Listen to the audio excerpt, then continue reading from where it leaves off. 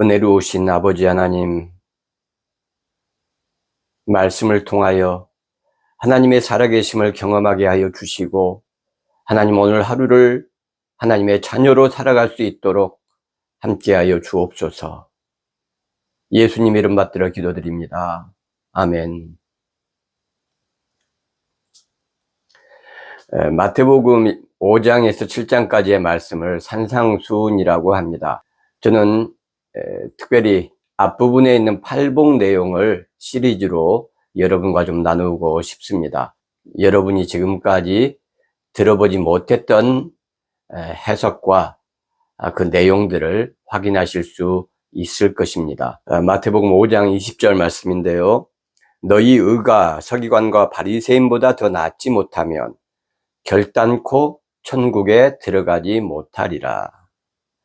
나더러 주여 주여 하는 자마다 다 천국에 들어갈 것이 아니요 다만 하늘에 계신 내 아버지의 뜻대로 행하는 자라야 들어가리라. 마태복음 7장 21절 말씀입니다. 마태복음 5장에서 7장을 산상수훈 또는 산상보훈이라고 말합니다. 이 산상수훈이라는 말을 처음 쓰신 분은 지금부터 한 1600년 전에 어거스틴이라는 분이 사용을 하셨어요. 어거스틴은 이 산상수훈의 말씀을 그리스도인이 이 땅에서 살아가야 할 그 삶에 대한 완전한 척도다, 이렇게 생각했습니다. 산상설교가 우리 그리스도인들이 이 땅을 살아가는데 모든 상황에 맞는 완전한 설교다, 완전한 말씀이다, 완전한 지침이다, 이렇게 생각하지 않는 분도 있을 수 있습니다. 하지만 적어도 이 산상수훈은 우리 그리스도인들이 어떻게 신앙생활을 해야 하는가, 또 어떻게 살아가야 하는가를 알려주는 가장 바른 지침이라는 사실, 그리고 특별히 하나님의 아들 예수 그리스도의 당부라는 것은 부정할 수가 없을 것입니다. 예수님께서는 많은 곳에서 선한 행위가 없는 구원은 있을 수 없다라고 말씀하십니다. 믿음으로 구원받는다라는 로마서의 말씀만 맥락과 문맥을 따지지 않고 가져와서 믿음으로만 구원받는다, 이렇게 되뇌이면서 바울 사도가 그렇게도 절박하게 호소하고 강조한 윤리적인 삶을 외면하는 것, 이것은 분명 잘못된 것입니다. 야고보서를 기록한 예수님의 동생 야고보는 실체 없는 확신이나 믿음, 또 어떤 성경 구절에 대한 단순한 암기는 결코 우리를 구원에 이르게 할 수 없다라고 말하면서, 만약 예수를 아는 것이 믿음이라면 귀신들도 예수가 하나님의 아들인 것을 안다 라고 말하면서 행위가 없는 믿음이 얼마나 허망한 것인가를 잘 알려주고 있죠. 보네포 목사님의 말을 허역 목사님께서 번역한 내용입니다. 값없는 은혜는 순종 없는 은혜, 십자가 없는 은혜, 예수 그리스도를 무시한 은혜가 값없는 은혜다 라고 하셨어요.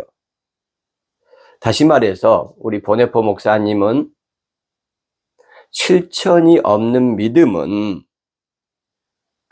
값없는 믿음이고 값없는 은혜다라고 이야기를 한 것입니다. 은혜는 하나님께서 우리의 죄를 용서해 주시는 것이지 우리가 지키고 해야 할 책임을 면제해 주는 것이 아닙니다. 그리스도인이 왜 윤리적인 삶을 살아야 하는가? 은혜 받은 사람들이 왜 삶에서 예수 그리스도의 말씀을 실천해야 하는가 하는 것은 바로 우리의 주님이신 하나님의 아들 예수 그리스도께서 이 땅에 오셔서 십자가의 고난과 죽음을 통해 우리들에게 하나님의 그 놀라우신 사랑, 이해할 수도 없고 표현할 수도 없는 그 사랑의 놀라운 기적 안에서 우리와 관계를 맺으셨기 때문이에요.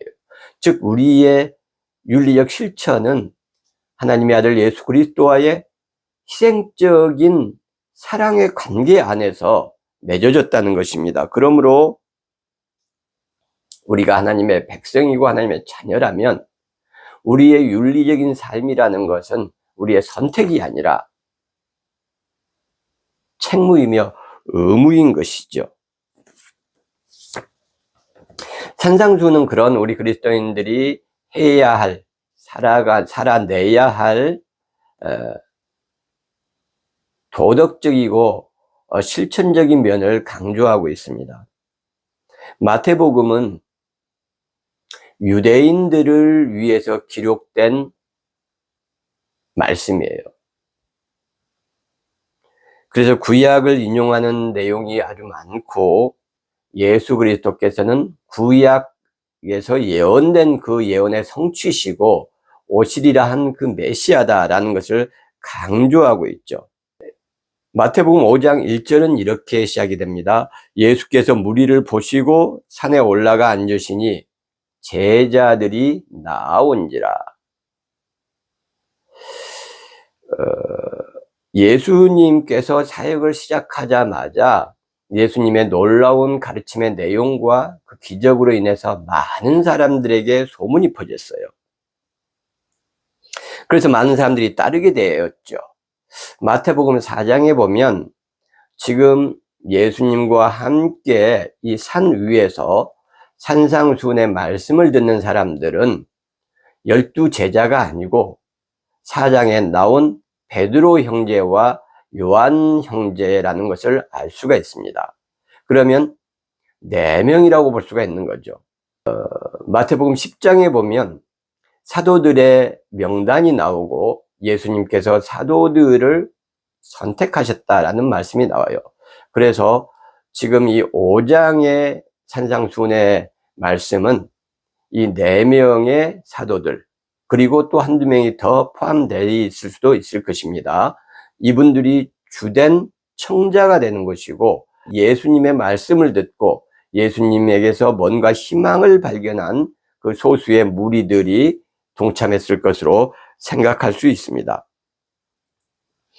그런데 예수님께서는 마태복음 4장 19절에 이렇게 말씀하세요. 나를 따라오라. 내가 너희를 사람을 낚는 어부가 되게 하리라. 그래서 사도들이 예수님을 따랐죠. 이게 무슨 의미입니까? 자신들의 삶의 모든 것을 버리고 예수를 따르겠다는 일생일대의 가장 놀라운 선택을 하는 것입니다. 부모와 형제와 삶의 터전을 뒤로 둔 채 오직 저분을 따라서 내 인생을 살아가리라. 저분을 내 스승으로 모시고 저분의 가르침을 내가 살아내는 새로운 인생을 살겠다라고 다짐하고 예수를 따르는 사람들이 베드로와 요한의 형제들이었고 또 지금 예수님 무릎 앞에 앉아서 예수님의 말씀을 듣는 사람들이다. 그러니 이 사람들에 대해서 책망이나 꾸중을 염두에 두신 것이 아니다는 내용이에요. 그렇게 일생일대의 놀라운 결단을 내린 20대 중후반에서 30이 채 안 되었을 것 같은 이 나이의 젊은이들을 보고 예수님께서 왜 책망하시고 꾸중하시겠어요? 그들을 칭찬하고 격려하고 또 용기를 주시고 희망을 주시는 메시지. 그러나 너희들이 세상 사람과는 다르게 특별한 좁은 문 좁은 길을 가야 하며 너희의 십자가를 감당할 때에 하나님의 놀라운 은혜와 축복이 있을 것이다 라는 말씀을 하셨겠죠. 그래서 이 산상수훈의 말씀의 배경을 생각하면 이 산상수훈을 일반 성도들을 향해서 왜 신앙생활 그렇게밖에 못합니까? 책망의 뉘앙스를 가지고 설교를 하는 것은 그렇게 적절해 보이지 않다. 왜냐하면 이 산상수훈의 말씀은 일종의 선물, 정신적이고 영적인 선물과 같은 것이기 때문입니다. 이 예수 앞에 모인 제자와 무리들은 예수님의 말씀을 들을 자격들이 있고 그런 준비가 돼 있는 사람들이죠. 그래서 예수님께서는 산상수훈 7장에 보면 이렇게 말씀하십니다. 거룩한 것을 개에게 주지 말며 너희 진주를 돼지에게 주지 말라. 다시 말해서 예수님 앞에 앉아 있는 사람들은 이 거룩한 것과 진주를 받을 만한 자세와 준비가 돼 있는 사람들이다. 이것을 알 수가 있는 것이죠. 그렇게 준비가 된 제자들을 향해서 예수님께서는 신앙적인, 그리고 겉으로 보기에는 힘들고 어려운 것 같고 부담스러운 내용이지만 그 안에 하나님의 놀라운 은혜와 축복이 있는 그 선물 보따리를 지금 풀고 계시는 것이죠. 그 선물은 세상에서 손가락질 당하는 사람들, 세상 권력과 불화한 사람들, 그리고 세상으로부터 외면당하고 슬픔과 고통 속에 있는 사람들을 위해서 준비하신 것입니다. 그 선물은 온유한 사람, 자비로운 사람, 마음이 깨끗한 사람, 화평하게 하는 사람을 위해서 준비된 하나님의 선물이에요.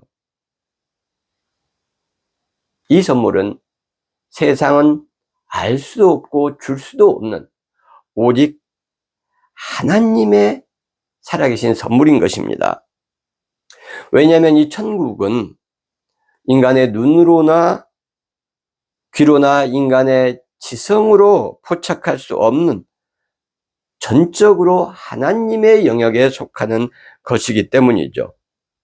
눈물 대신 한없는 기쁨이 있는 곳, 아름다움이 만발한 곳, 측량할 수 없는 행복으로 가득 찬 곳, 인간의 모든 언어를 다 동원하고 우리의 모든 기쁨의 경험들을 다 동원해도 결코 그 천국의 아름다움과 행복을 만분의 1도 표현할 수 없는 곳, 그곳이 천국이기 때문입니다. 그 천국을 우리한테 예비하신 거예요.